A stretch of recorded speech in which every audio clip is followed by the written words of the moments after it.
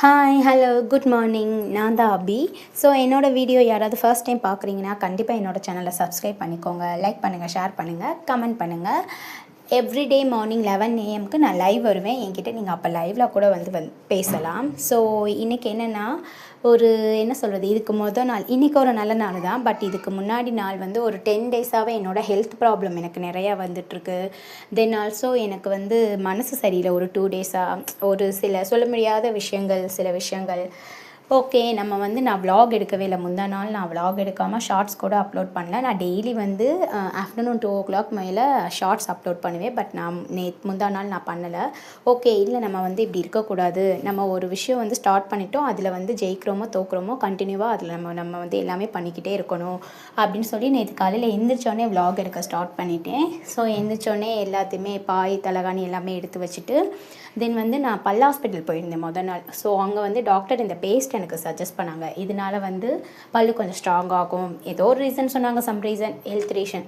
ஓகேன்னு சொல்லி ஃபஸ்ட் நான் ப்ரஷ் பண்ணிவிட்டு என்னோடய ஃபேஸை நல்லா க்ளீன் பண்ணிவிட்டு என்னோடய முகத்தை வந்து கண்ணாடியில் பார்த்தாலே எனக்கு அவ்வளோ ஒரு பாசிட்டிவ் வரும்.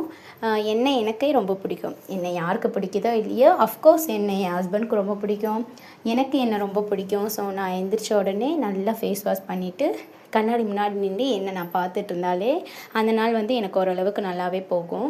ஸோ ஃபஸ்ட்டு நான் அதை தான் பண்ணேன். எல்லாத்தையுமே செக் பண்ணிவிட்டு தலை ஃபஸ்ட்டு எந்திரிச்சோடனே சீவினேன். நான் அந்த கிளிப்பிங் எடுக்கலை, ஏன்னா ஃபர்ஸ்ட் டே வந்து ஃப்ரைடே. ஸோ தலை குளித்து அந்த தலை ஒரு மாதிரி இருக்கவும் தலை சீவிருந்தேன்.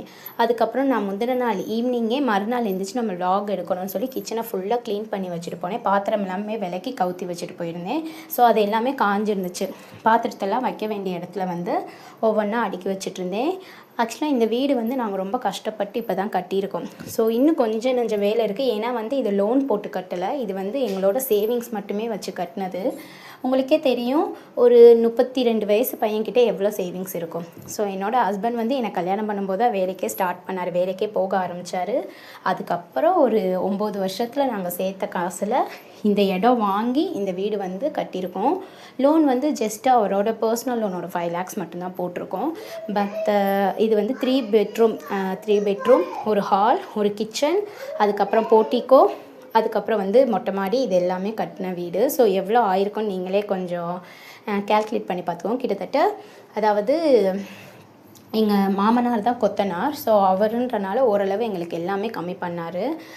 சம்பளம் எல்லாமே நாங்கள் கொடுத்தோம். பட் வந்து அதாவது அடுத்தவங்களுக்கு வேலை பார்க்குறத விட கொஞ்சம் எக்ஸ்ட்ரா ஒர்க் போட்டு இதில் வேலை பார்த்தனால மற்றவங்கள விட எங்களுக்கு நிறையவே அமௌண்ட் வந்து சேவ் ஆச்சு. அதாவது ஒரு மணல் வாங்குறதா இருந்தால் டைரெக்டாக நம்ம வாங்குறனால நம்மளுக்கு வந்து ஓரளவு கம்மி பண்ணி தான் தருவாங்க. செங்கலாக இருக்கட்டும், அதுக்கப்புறம் வந்து சிமெண்ட்டாக இருக்கட்டும், எல்லாமே ஓரளவு எங்களுக்கு கம்மியாகவே வாங்கி கொடுத்தாங்க. ஸோ அதனால் நிறைய அமௌண்ட்டு சேவ் ஆச்சு. அப்படி இருந்துமே பத்தலை. நாங்கள் வந்து கையில் ஒரு 10 lakhs வச்சுருந்தோம். தென் வந்து எக்ஸ்ட்ரா ஒரு 5 lakhs வந்து லோனு. இந்த 15 lakhs போட்டு தான் இந்த வீடு கட்டினோம். இன்னும் நிறைய வேலை இருக்குது. அதாவது பூசுகிற வேலையெல்லாம் முடிஞ்சிடுச்சு. இன்னும் பெயிண்ட் பண்ணுற வேலை இருக்குது. அதுக்கப்புறம் அது என்னது, ஜன்னல் அந்த மரம் இருக்குல்ல, அதுக்கெல்லாம் வார்னிஷ் ஒர்க்கு இது மட்டும்தான் இருக்குது இன்னும் பெயிண்டிங் ஒர்க்கு, அந்த வார்னிஷ் ஒர்க் மட்டும் பெயிண்டிங் இருக்குது. மற்றபடி எல்லா ஒர்க்குமே ஓரளவுக்கு முடிச்சிட்டோம். ஸோ ஹஸ்பண்ட் வந்து காலையில் எழுந்திரிச்சு போன உடனே எனக்கு வந்து இன்றைக்கி சிக்கன் வேணும்னு சொன்னனால சிக்கன் போய் வாங்கிட்டு வந்து பிரியாணிக்கு என்னென்ன தேவையோ அது எல்லாமே வாங்கிட்டு வந்து கொடுத்துட்டாங்க. மேக்ஸிமம் அவங்க தான் எப்போயுமே எதுவுமே வாங்கிட்டு வந்து கொடுப்பாங்க. நான் அந்தளவுக்கு வெளியவே போக மாட்டேன். எப்போவுமே நான் அப்படி தான், ஃபஸ்ட்லேருந்தே நான் அப்படி தான், வெளில அந்தளவு போக மாட்டேன். போனாலும் இவங்க கூட மட்டும்தான் போவேன். தனியாலாம் நான் போனதே இல்லை. ரொம்ப ரேருன்னு சொல்கிறத விட போனதே இல்லைன்னு தான் சொல்லணும். ஸோ இப்போ என்ன பண்ணிகிட்ருக்கேன்னா, முந்தின நாள் நைட் வந்து லெஃப்ட் ஓவர் இட்லி ஒரு 3 இட்லி இருந்துச்சு. சரி, அதை எதுக்கு வேஸ்ட் பண்ணணுமே அப்படின்னு சொல்லி முட்டை இட்லி செஞ்சால் நானும் சாப்பிட்ருவேன், தம்பிகளும் சாப்பிட்ருவாங்க. ஓகேன்னு சொல்லி அதுதான் ஃபஸ்ட்டு பண்ணிகிட்ருந்தேன். ஜஸ்ட்டு முட்டையை வந்து உடச்சி ஊற்றி மிளகாய்த்தூள், மஞ்சத்தூள், உப்பு போட்டு இட்லியை வந்து கட் பண்ணி அதில் சாட்டே பண்ணாலே போதும். அந்த முட்டையோட இட்லி சேர்ந்து டேஸ்ட் நல்லாயிருக்கும். ரொம்பலாம் எண்ணெய் ஊற்றக்கூடாது. இது வந்து இந்த சாக்லேட் உங்களுக்கு தெரியுமான்னு தெரில.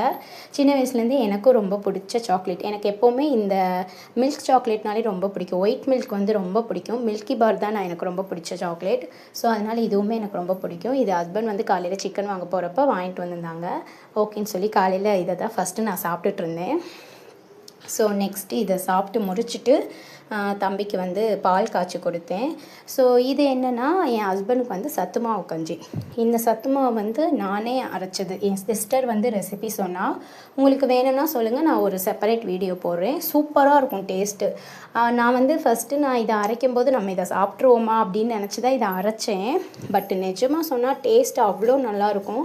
இதில் வந்து கொஞ்சோண்டு நாட்டு சக்கரை, கொஞ்சோண்டு நல்லெண்ணெய் ஊற்றி சாப்பிட்டா என் குழந்தைங்க முதற்கொண்டு நல்லா சாப்பிடுவாங்க. டேஸ்ட் நல்லாயிருக்கும். அதுக்கப்புறம் வந்து கொஞ்சோண்டு சத்து மாவு கஞ்சி, கொஞ்சோண்டு முட்டை இட்லி, கொஞ்சம் ஒரு 2 முட்டை தோசைக்கு தான் மாவு இருந்துச்சு. அதனால் முட்டை தோசை ஊற்ற போகிறேன். முட்டை தோசைக்கு சைடிஷ் வந்து தேங்காய் சட்னி. இந்த தேங்காய் சட்னியில் கொஞ்சோண்டு மல்லி நீங்கள் போட்டு அரைச்சிங்கன்னா டேஸ்ட்டு கொஞ்சம் இன்னும் நல்லாயிருக்கும். அதனால தான் அந்த மல்லி போட்டு அரைச்சிருக்கேன். அதுக்கப்புறம் முட்டை தோசை ஊற்றி இந்த 3 இதையுமே வந்து ஷேர் பண்ணி நானும் ஹஸ்பண்ட் 2 தம்பிங்களும் சாப்பிட்டோம். ஹஸ்பண்ட் வந்து அதுக்கப்புறம் ஆஃபீஸ் போயிட்டாங்க. தம்பியை ஸ்கூலில் விட்டுட்டு, தம்பிக்கு இன்றைக்கி சாட்டர்டே ஆஃப் டே தான், அதனால் அவன் லன்ச் கொண்டு போகல. அவன் வர்றதுக்குள்ளே நான் சிக்கன் பிரியாணி செய்ய போகிறேன். ஸோ இன்றைக்கி வந்து இதுதான் பிளான். ஸோ சத்து மாவு கஞ்சி வந்து கொஞ்சோண்டு நான் சாப்பிட்டு பார்த்துட்டு தான் ஹஸ்பண்ட் கொடுத்தேன். செஞ்சதே இவ்வளோ தான். ஏன்னா இவ்வளோ செஞ்சாலே போதும். அது கொஞ்சம் வயிறு வந்து ஃபில்லிங்காக இருக்கும். ரொம்ப ஹெல்த்தியானது. ஒரு 24 ஐட்டம்ஸ் இதில் போட்டு நான் அரைச்சிருக்கேன். நான் அது என்னென்னு நீங்கள் கேட்டாலும் நான் வந்து செப்பரேட்டாக வீடியோ போடுறேன். தென் இது வந்து சிக்கன் கிரேவி. இதில் வந்து தேங்காய் அரைச்சி ஊற்றாமல் வெறும் தக்காளி மட்டும் அரைச்சி ஊற்றி வச்ச சிக்கன் கிரேவி செம்ம டேஸ்ட்டாக இருக்கும். கலர் ஏன் இந்த கலரில் இருக்குன்னா, எந்த கலரும் நான் ஆட் பண்ணலை.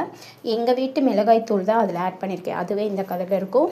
தென் சிக்கன் பிரியாணியும் சூப்பராக நல்லா பொல பொலன்னு எப்போவும் எனக்கு எப்படி நல்லா வருமோ அதே மாதிரி வந்துச்சு. சிக்கன் பிரியாணி செஞ்சு சிக்கன் கிரேவி வச்சு சூப்பராக அன்றைக்கி லன்ச் வந்து சாப்பிட்டோம். எதனால் சாட்டர்டே நாங்கள் நான்வெஜ் எடுக்கிறோன்னா, சண்டே ஹஸ்பண்ட் வந்து கிரிக்கெட் விளையாட போயிடுறதுனால சேர்ந்து உட்காந்து சாப்பிடவே முடிய மாட்டேங்குது. அதனால் இப்போ நான் என்ன பண்ணிட்டேன்னா, சண்டே வந்து நான்வெஜ் எடுத்து சாப்பிட்டுக்குருவோம். சாட்டர்டே எடுத்து சாப்பிட்டுக்குருவோம். சண்டே வந்து இதில் மிச்சம் இருந்தால் அதை சாப்பிட்டுக்குருவோம். இல்லாட்டி சண்டே வேறு ஏதாவது நான் செஞ்சுக்கிருவேன் நார்மலாக. ஸோ இன்றைக்கி இப்படி தான் டே போச்சு. இந்த விலாக் நல்லா இருந்துச்சு. அதேமாதிரி உங்களுக்கும் கண்டிப்பாக பிடிச்சிருக்குன்னு நினைக்கிறேன். ஸோ உங்களுக்கு என்கிட்ட ஏதாவது கொஸ்டின் கேட்க வேண்டியதாக இருந்தால் நீங்கள் கண்டிப்பாக கமெண்ட் பண்ணுங்கள், நான் உங்களுக்கு ரிப்ளை பண்ணுவேன். ஆல்சோ இதுதான் ஸ்டார்டிங் ஸ்டேஜ். என்னோடய யூடியூப் சேனல் ஸ்டார்ட் பண்ணி ஏதாவது தப்பு இருந்தாலும் நீங்கள் சொல்லுங்கள், நான் திருத்திக்கிறேன். ஸோ சிக்கன் பிரியாணி சூப்பராக இருந்துச்சு. நம்ம சேனல் பிடிச்சிருந்தா சப்ஸ்கிரைப்